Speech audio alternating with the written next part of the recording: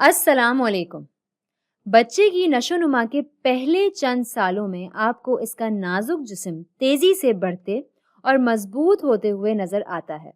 आप देखते हैं कि इसका कद और वजन कितना तेजी से बढ़ने लगता है।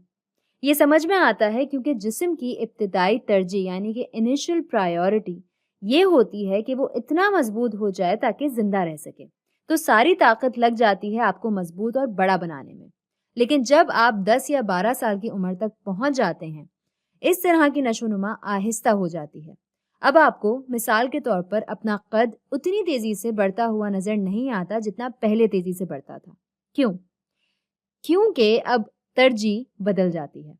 अब ज्यादातर तवानाई और वसाइल रिप्रोडक्टिव ऑर्गन्स को बालिग करने के लिए इस्तेमाल होते हैं, या फिर जिन्हें हम सेक्सुअल ऑर्गन्स कहते हैं।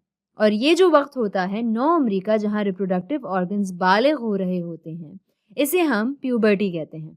तो आइए देखते हैं मुख्तलिफ तब्दीलियां जो जिस्म में होने लगती हैं प्यूबर्टी के दौरान। शुरू करते हैं ये लिख करके कि प्यूबर्टी है क्या। जैसे पहले बताया, प्यूबर्टी नौउम्री के इस वक्त को कहते हैं जब रिप्रोडक्टिव ऑर्गन्स बालिग होना शुरू होते हैं। ये उसूलन नौउम्री के दौरान ही शुरू होता है।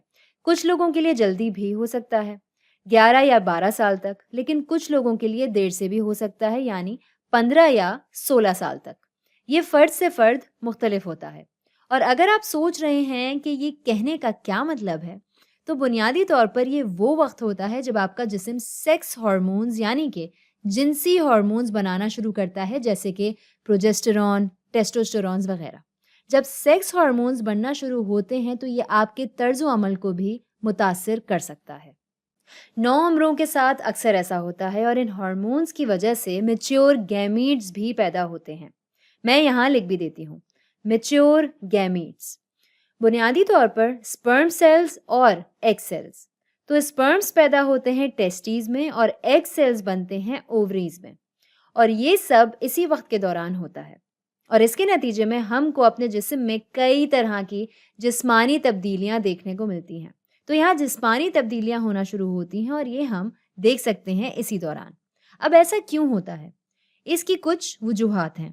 पहला ये कि ये एक मुमकिना साथी को इशारा करता है कि इसका जिस्म सेक्सुअली मैच्योर होना शुरू हो गया है या सेक्सुअली बड़ा होना शुरू हो गया है। ठीक है, तो ये एक इशारा है कि जिस्म में सेक्सुअल मैच्योरिटी आना शुरू हो गई है। और एक और वजह इन तब्दीलियों की ये है कि अब बच्चा पैदा करने के लिए तैयार है आपका जिस्म। ये कहने का मतलब मेरा ये है कि हम जानते हैं कि सेक्सुअल रिप्रोडक्शन के लिए स्पर्म्स को जाकर एग सेल्स के साथ मुत्तहिद होना पड़ता है और इसको हम फर्टिलाइजेशन कहते हैं। लेकिन कभी कभी फर्टिलाइजेशन बैरूनी तौर पर भी हो सकती है, जैसे कि कुछ मछलियों में। यहाँ जनाना मछलियाँ अंडा देती हैं पहले, और इसके बाद मर्दाना मछलियाँ जाकर इन अंडों को फर्टिलाइज करती हैं। तो फर्टिलाइजेशन जनाना जिस्म के बाहर होती है, लेकिन इंसानों में ये अंदरूनी तौर पर होती है, मतलब कि जनाना जिस्म के अंदर। तो इसके लिए नर यानी कि मेल को स्पर्म्स मादा यानी कि फीमेल के अंदर छोड़ने पड़ते हैं, और ऐसा करने के लिए मुबाशरत के अमल की ज़रूरत होती है, जिसे जिनसी जमा या सेक्सुअल इंटरकोर्स कहा जाता है। और इस सेक्सुअल इंटरकोर्स के लिए ज़रूरी है जिस्मानी तब्दीलियों का होना। और फर्टिलाइजेशन के बाद जब बच्चा बड़ा होना शुरू होता है, हम जानते हैं कि बच्चा अपनी माँ की कोख में 9 महीने के लिए रहता है। तो इसीलिए एक माँ को भी अपना जिस्म इसी तरह से तैयार करना पड़ता है ताकि वो बच्चे का ख्याल रख सके।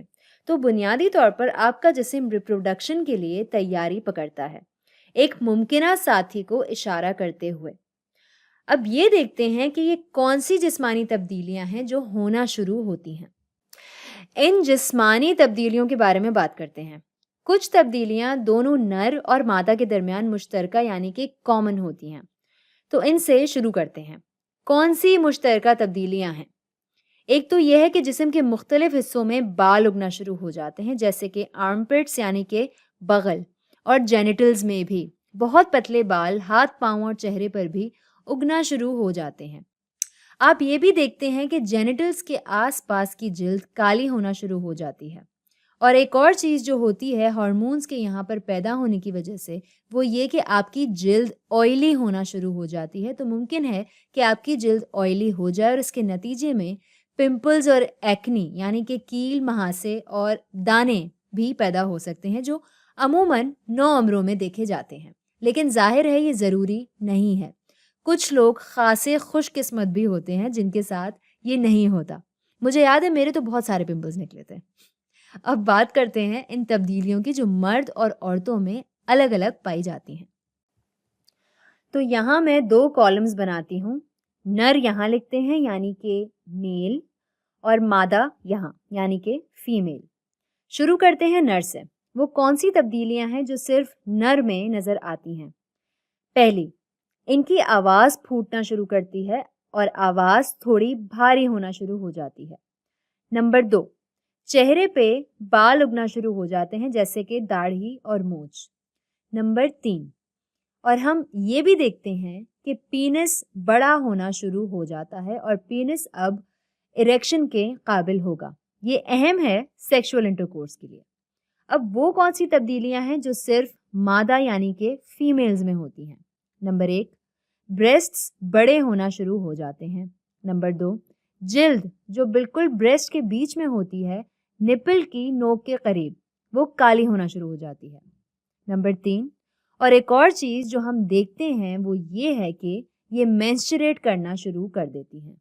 اور اگر آپ سوچ رہے ہیں کہ ایسا کیوں ہوتا ہے تو اس بارے میں ہم تفصیل سے بات کریں گے فیمیل ریپروڈکٹیو آرگنز والی ویڈیو میں آگے جا کر۔ تو آج کے لیے اتنا ہی۔ جلدی سے خلاصہ کرتے ہیں کہ ہم نے کیا سیکھا۔ ہم نے سیکھا کہ شروع کے 10-12 سالوں میں انسانی بچے بڑے ہوتے ہیں مضبوط ہونے کے لیے تاکہ اپنی حفاظت کر سکیں، لیکن اس کے بعد ترجیح بدل جاتی ہے اور نارمل گروتھ آہستہ ہو جاتی ہے اور ریپروڈکٹیو آرگنز بھی میچور ہونا شروع ہو جاتے ہیں۔ اس دورانیے کو ہم پیوبرٹی کہتے ہیں، جو عموماً نوعمری کا وقت ہوتا ہے، اور اس کے نتیجے میں جسمانی تبدیلیاں شروع ہو جاتی ہیں۔ کچھ تبدیلیاں مشترکہ ہوتی ہیں جبکہ کچھ مختلف ہوتی ہیں دونوں نر اور مادہ کے لیے۔ اور ایسا کیوں ہوتا ہے؟ کیونکہ ایک وجہ ہم کہہ سکتے ہیں کہ ایک ممکنہ ساتھی کو اشارہ کرنا ہوتا ہے کہ جسم میں سیکشل میچورٹی آ گئی ہے، اور دوسرا یہ کہ بچے کی پیدائش کی تیاری کی جا سکتی ہے اور سیکشول انٹرکورس کے لیے بھی تیاری مکمل ہے۔